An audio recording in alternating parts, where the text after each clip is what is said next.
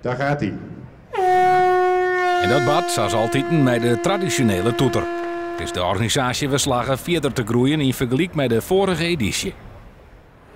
Nou ja, de Boot Holland is altijd een hele belangrijke beurs voor de boterbranche om je te presenteren. Nou ja, het laatste jaar toch wel les van de crisis. Verleden jaar weet ik al wat beter. En we zeggen nou toch, ja, het lukt aan. De watersporters, de bedrijven hebben vertrouwen, er wordt ik weer meer verkocht. En dat vertaalt zich denk ik op de beurs dat er weer meer meters binnen.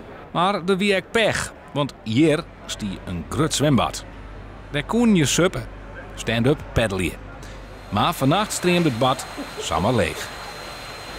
Nou, wat precies de oorzaak is, dat weten we net. Maar vannacht is het leeggroen op een of andere manier. Misschien door een storing of door een lekkage. Maar er is een 50.000 liter water je de hal in gaan.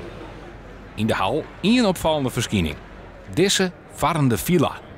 Ja, het is eigenlijk een complete woning. Dus eigenlijk net zoals een woonboot.